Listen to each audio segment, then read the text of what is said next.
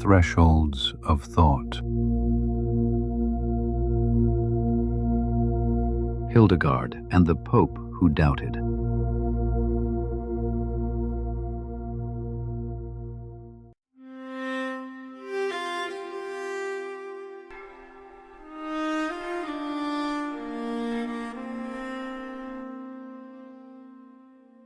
Trier, February 1148. The Synod has concluded. In the Great Hall, bishops celebrate the pronouncement. The visions of Hildegard of Disibodenberg are genuine. The Pope has spoken. But now it is past Compline. In a small stone chamber lit by a single candle, Pope Eugenius III waits. He has summoned the visionary, not to examine her further, but to ask what he cannot ask anyone else. He is 68 years old. He has been Pope for 3 years. He has never felt further from God.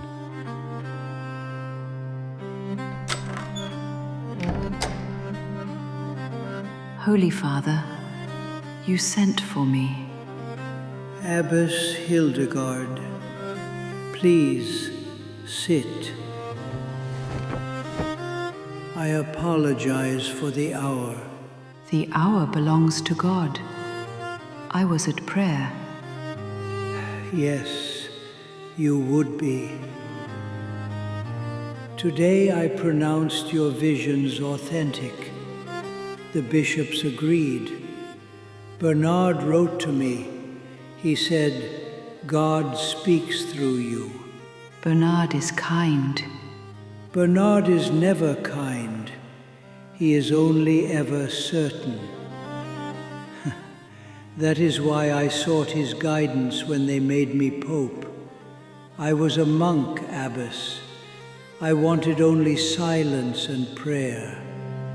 Then they put this ring on my finger and told me I speak for Christ on earth. And you do not believe it?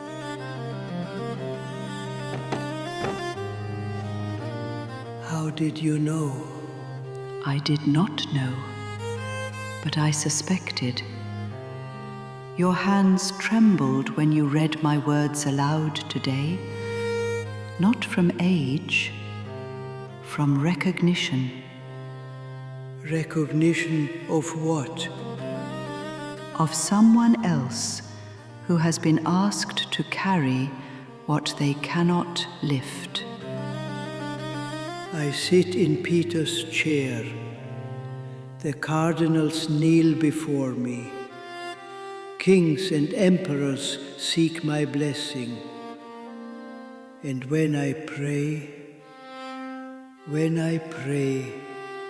I hear nothing, only silence, only the blood in my own ears.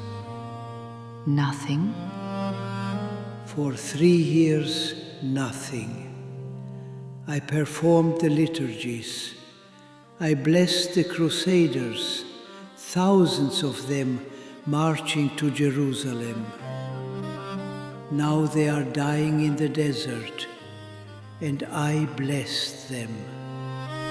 I signed the papal bulls with my ring, and God never answered when I asked if I was doing His will. You believe I hear God? Everyone says so. The bishops, the theologians, Bernard himself. You see the living light. You hear the voice from heaven. Tell me, what does it sound like? What does it look like? Give me something, abbess, anything. The light is not like sunlight. It does not come from outside. It is a brightness that has no shadow, because it is not opposed to darkness. It simply is. And the voice is not a voice, It is knowledge that arrives already complete, as if I had always known it, but only now remembered. And you never doubt it? I doubt it constantly. You? Do you imagine that seeing God makes one certain? Seeing God is the beginning of uncertainty. Before the visions came, I was a child who knew the catechism. I could recite what others told me. Now I have seen what cannot be spoken, and I must find words for it anyway. Every word I write is a failure.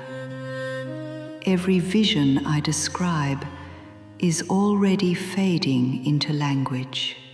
Then how do you continue? Because the alternative is silence, and I am not called to silence. Neither, Holy Father, are you. You sound like Bernard. Bernard is a hammer. He shapes the world by striking it. I am not a hammer. And I think perhaps you are not one either. No, I am the soft metal on his anvil. You are the man who trembles before the altar. That is something different. Bernard trembles before nothing. His faith is a fortress. Yours is a wound. A wound. A wound that stays open.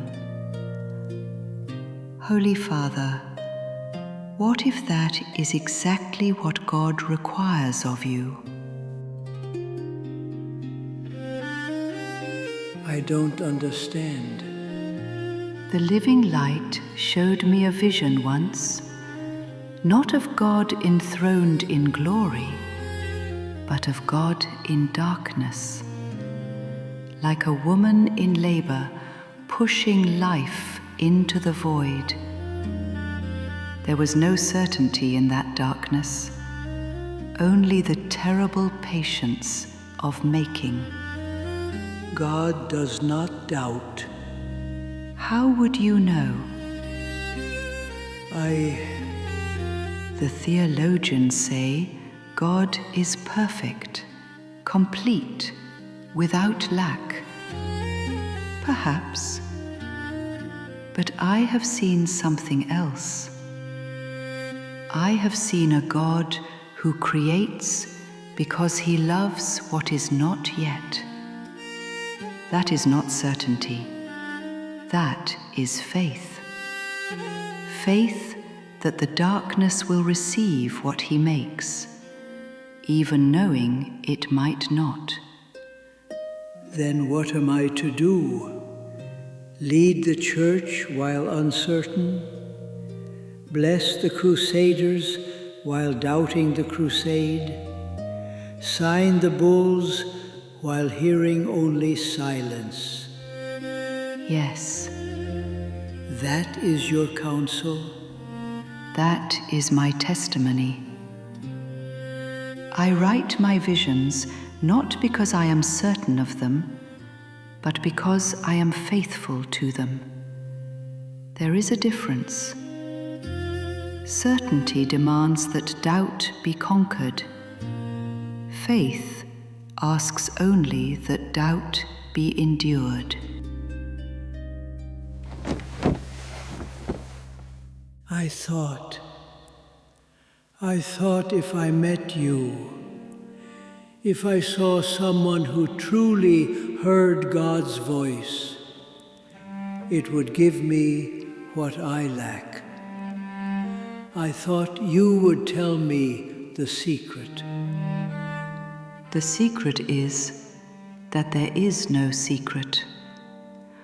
Only the long faithfulness of those who continue without certainty. I have spent 40 years writing down what I see, and I still do not know if it is from God or from my own fevered mind. I continue because something in me insists on continuing. That insistence, perhaps that is the voice of God. Perhaps it is only my own stubbornness. I cannot tell the difference anymore. And that does not terrify you? It terrifies me daily. But terror is not the absence of faith.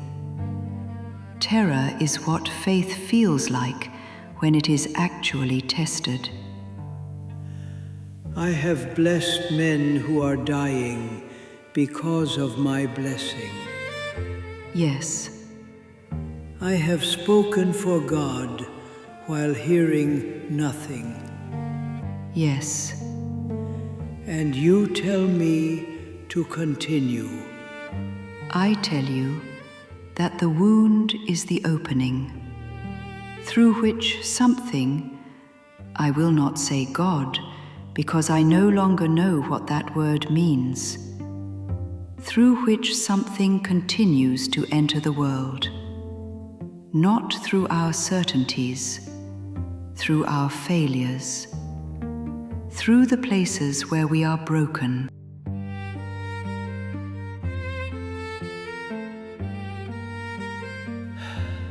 You are a strange counselor, abbess. You did not summon me for comfort. If you had wanted comfort, you would have summoned Bernard. Bernard would have told me to pray harder.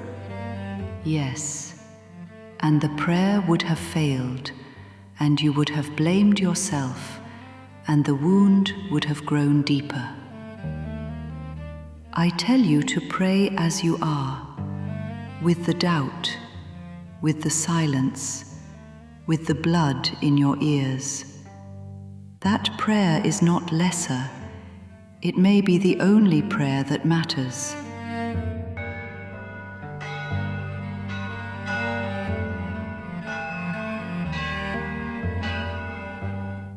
It is nearly matins. I must return. Wait. Will you pray for me, abbess? Not for the Pope, for Bernardo of Pisa, the monk who wanted only silence. I have been praying for him since I entered this room.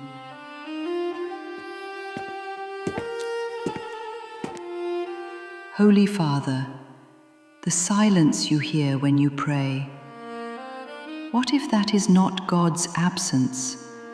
What if it is His presence, waiting for you to stop listening for words?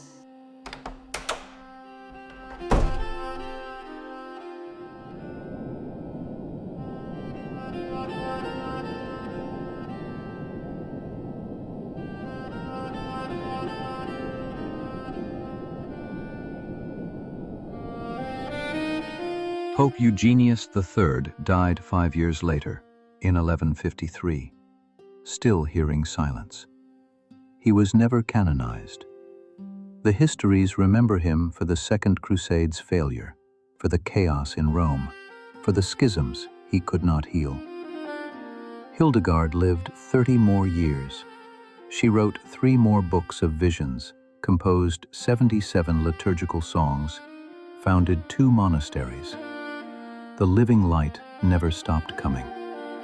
But on certain nights, they say, she would pause in her writing and think of the old man who wore the fisherman's ring, the one who asked her for certainty and received something harder. The silence, she wrote once, is where God's question lives, not his answer. The question he asks each of us and waits with infinite patience for us to answer back.